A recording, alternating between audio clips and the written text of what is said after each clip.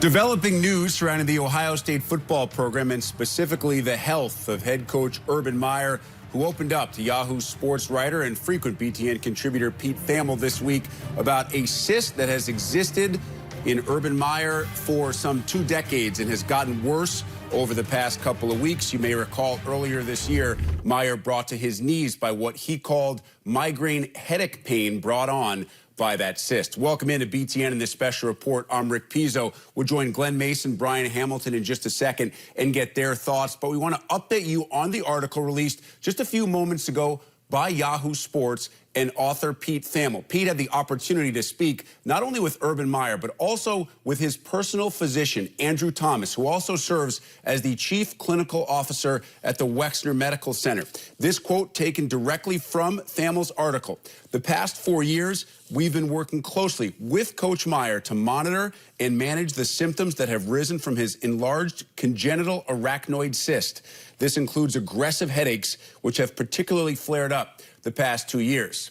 Now, you may recall not only Meyer falling to his knees earlier this year on the sideline, but also his claims during Ohio State's investigation into how he handled the Zach Smith situation, that cyst and the medication he was taking for it prevented Meyer from remembering key names, dates, and events on timelines during the questioning of his involvement into that investigation. Much more on this now from Jerry DiNardo, BTN football analyst who has had a long relationship with Urban Meyer. Jerry, we're all familiar of Urban's health issues dating back to his forced retirement at the University of Florida. How aware were you of this and the severity of what Urban Meyer has been dealing with?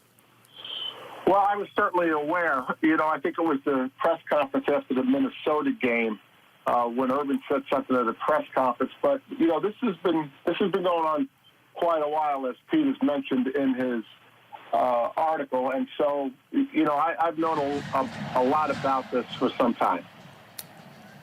Jerry, there is so much that goes into managing a football program, especially one like Ohio State, where the expectations never dip below national championship level. It is day-to-day a grind. We sometimes see it on Meyer. He was asked during this week's press conference about what has been described as a struggle and the stressful look. Just how much more difficult does this make Meyer's job if he is constantly worried about the fact that this cyst pain could return at any time?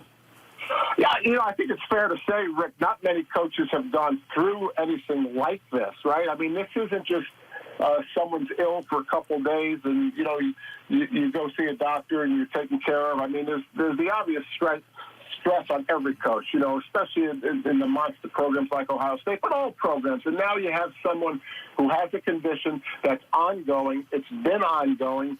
And you're coaching at a place, as you described, and a lot of people describe as national championship or bust. I would think it's a pretty significant challenge that most coaches have never had. Most coaches have never had the opportunity to coach at a place like Ohio State, to have those expectations and to have an ongoing health risk, I think, is probably overwhelming.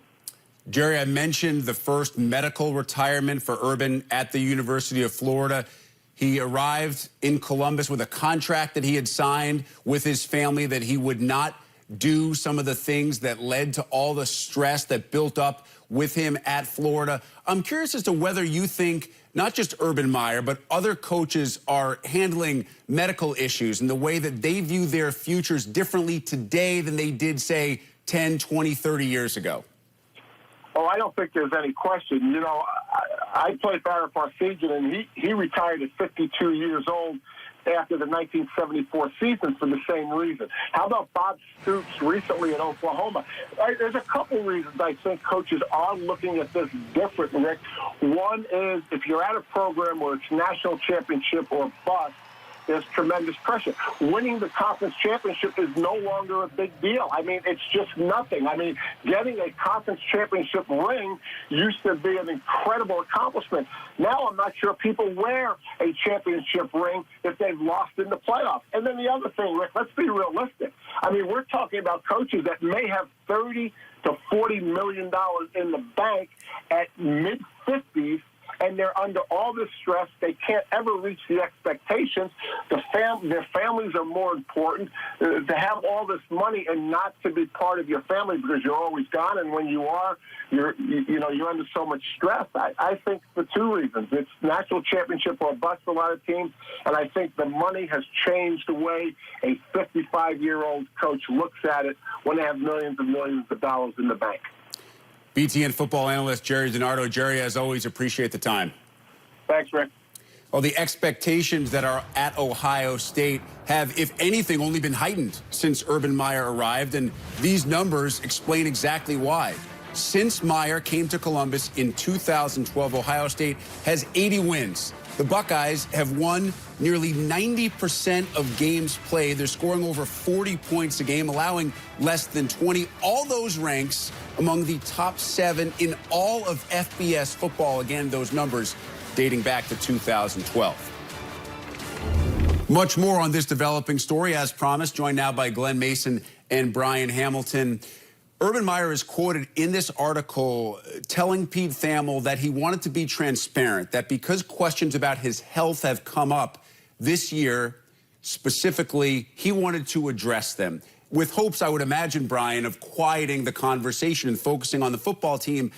Can't you make the argument, though, if anything, it may actually lead to more speculation at this point? Yeah, Rick. I mean, I think transparency is great. I mean, we always want truth from our coaches, and to go so far as to get your doctor on a record with a reporter explaining your personal health record. I mean, that's sort of above and beyond what you expect. But to me, it doesn't stop the speculation. It just puts a name on it for the rest of everybody to dissect from here on out, play amateur doctor from here on out. I mean, if you look at the timeline, you're talking about 1998 that he found they had the cyst, 2014 surgery, flare-ups in 2015-16, and then in the article it says in 2017 there's been severe pain at times. So on the one hand, okay, he's been dealing with this for 20 years, and he's been a pretty darn successful coach for 20 years while dealing with it.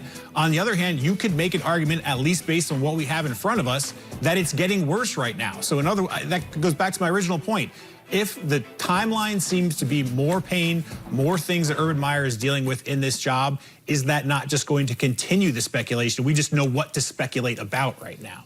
Glenn, what are the first couple of things that you think about when you read this article, you see this report, and you start to consider exactly why Urban decided to make this public?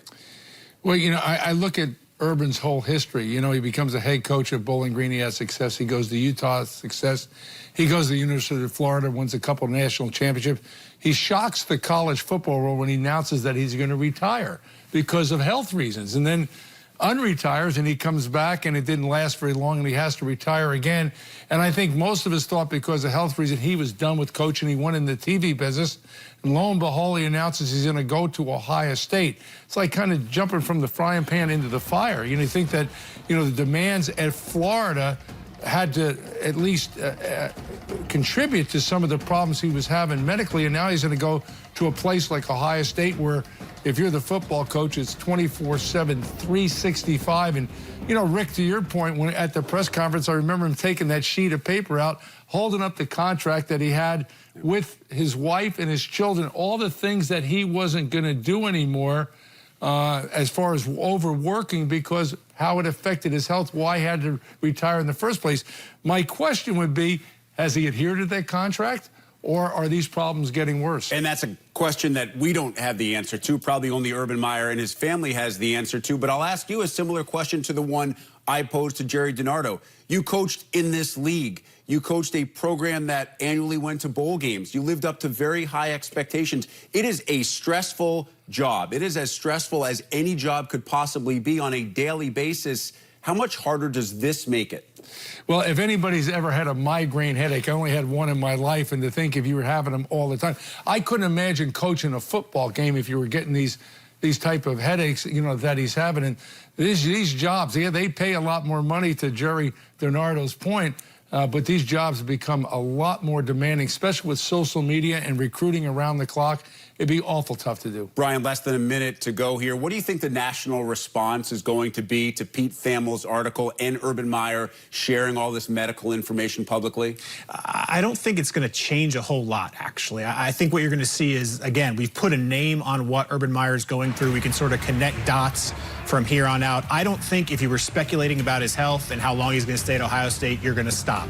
I don't think if you were convinced that he can work through anything that he's been going through, that you're going to be unconvinced with this information. So in a way, I think saying this doesn't really change a whole lot of the trajectory based on what your opinion was beforehand. Again, if other teams are saying, hey, how long is Urban Meyer going to be there? I don't know if you want to go to Ohio State. I don't know how he's going to be there. They're still going to say that. We just know what they're talking about. And he was asked that question directly during his weekly press conference on Monday. Coach, will you be here for the rest of this year? Yes. The reporter followed up, will you coach this football team in 2019? He said very succinctly, in a very straightforward manner, I will be back in Columbus in 2019.